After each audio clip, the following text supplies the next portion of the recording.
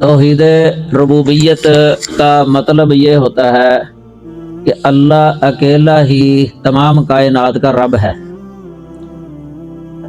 اللہ تعالیٰ کے بارے میں قرآن پاک میں بھی ہے، اور ہر مسلمان یہ لفظ بولتا ہے، اللہ رب العالمین، اللہ رب العالمین۔ عالمین کا رب ہے اللہ، عالمین کا رب، اللہ تمام جہانوں کا رب ہے۔ رب جب ہم لفظ بولتے ہیں نا، اس میں یہ آ جاتا ہے کہ اللہ ہی تمام جہانوں کا خالق ہے، یعنی پیدا کرنے والا۔ تمام جہانوں کا پیدا کرنے والا صرف اللہ ہے۔ اور اس میں یہ بھی آ جاتا ہے رازق العالمین، کہ تمام جہانوں کو رزق دینے والا صرف اللہ ہے۔ اور اس میں یہ بھی آ جاتا ہے مدبر العالمین، تمام جہانوں کی تدبیر کرنے والا، نظام چلانے والا، نظام کائنات چلانے والا۔ یہ رب العالمین کا مطلب ہے، رب العالمین تمام جہانوں کی پرورش کرنے والا۔ تربیت لفظ سے ہے رب، تربیت مربی۔ تربیت کا معنی ہوتا ہے تبلیغ الشیء الی کمالہ شیئا فشیئا، یعنی کسی بھی شے کو پایا تکمیل تک پہنچا دینا، ٹھہر ٹھہر کے، آہستہ آہستہ، یہ ہے تربیہ۔ تو رب العالمین کا معنی ہو گیا مربی العالمین، تمام جہانوں کو پایا تکمیل تک پہنچانے والا، آہستہ آہستہ۔ ایک مثال دیتا ہوں، اس سے آپ سمجھ جائیں گے۔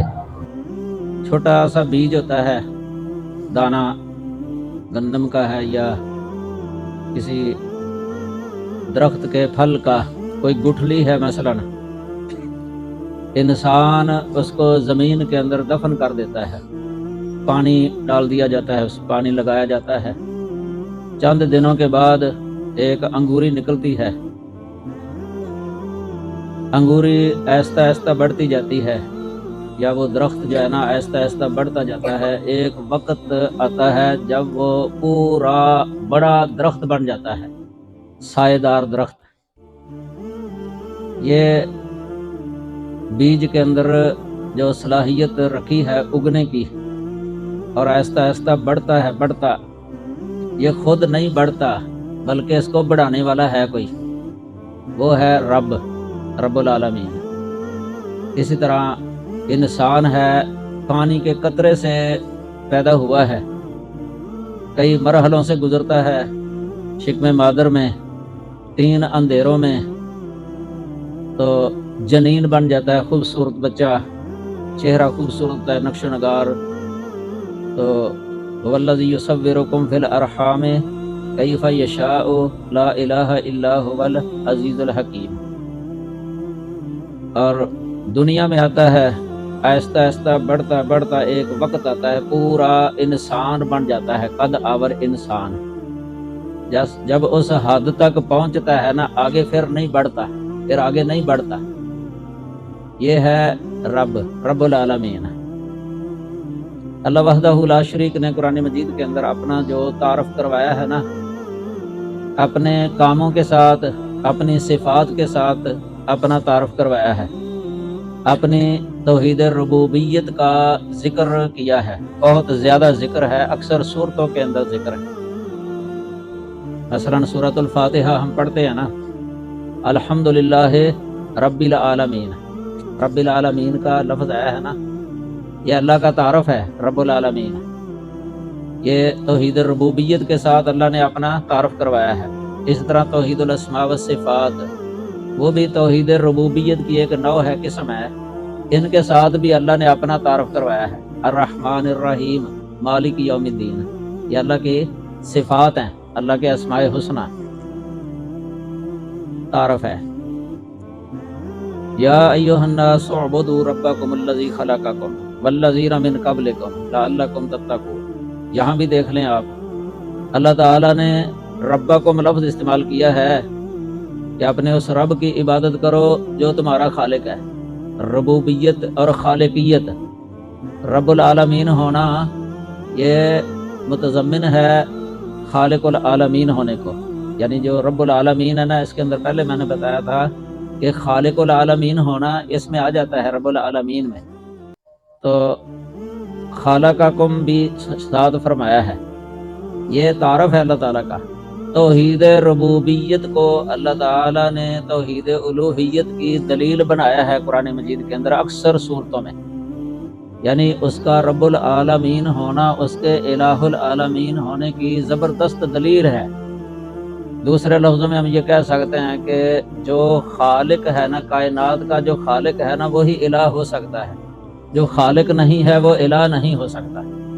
اب ظاہر ہے کہ خالق ایک ہے، خالق وحدہ ہے، وحدہ لا شریک لہ، خالقیت کے اندر اللہ کا کوئی شریک نہیں، رب العالمین ہونے میں اس کا کوئی شریک نہیں ہے۔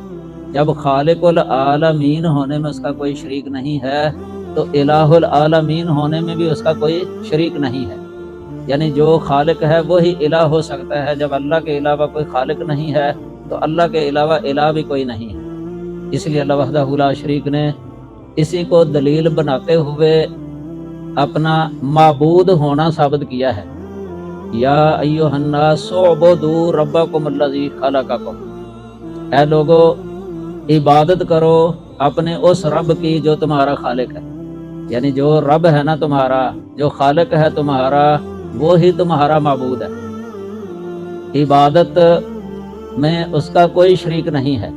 جب ہم یہ کہتے ہیں اللہ وحدہ لا شریک، تو اس کا مطلب یہ ہے کہ اللہ کی ذات میں اس کا کوئی شریک نہیں ہے، اس کی ذات جیسی کسی کی ذات نہیں ہے، وہ اپنی ذات میں وحدہ لا شریک ہے۔ اور اس میں یہ بھی آ جاتا ہے اللہ اپنی صفات میں وحدہ لا شریک ہے، اللہ اپنی صفتوں میں وحدہ لا شریک ہے، یعنی اس کی جو صفات ہے نا وہ کسی اور کے اندر نہیں پائی جاتی۔ اللہ تیسری چیز اس کے اندر آتی ہے کہ اللہ اپنے افعال میں وحدہ لا شریک ہے، اپنے کاموں میں اللہ وحدہ لا شریک ہے، اس کے کام میں، کام کرنے میں اس کا کوئی شریک نہیں ہے، یہ تیسری چیز ہے۔ اور چوتھی چیز اس کے اندر یہ آتی ہے کہ اللہ وحدہ لا شریک اپنے حکم چلانے میں وحدہ لا شریک ہے، اپنے حکم چلانے میں وحدہ لا شریک ہے۔ کن فیکون، یہ اللہ کی خاص صفت ہے، اس میں اس کا کوئی شریک نہیں ہے، کن فیکون والی صفت۔ اور پانچویں شے اس کے اندر یہ آتی ہے کہ اللہ تعالیٰ کے جو اسماء مختصہ ہیں، اللہ تعالیٰ کے جو نام ہیں، مبارک نام، ان ناموں میں اس کا کوئی شریک نہیں ہے۔ جس معنی میں اللہ کے نام ہیں، جس معنی میں اللہ کے نام جو اللہ پر بولے جاتے ہیں، اس معنی میں اس کا کوئی شریک نہیں ہے۔ چھٹی شے اس کے اندر یہ آتی ہے کہ اللہ استحقاق عبادت کے اندر وحدہ لا شریک، استحقاق عبادت کے اندر اس کا کوئی شریک نہیں ہے۔ یہ 6 چیزیں آتی ہیں اللہ وحدہ لا شریک، جو ان کو سمجھ لیتا ہے کبھی اللہ کے ساتھ شرک کر ہی نہیں سکتا۔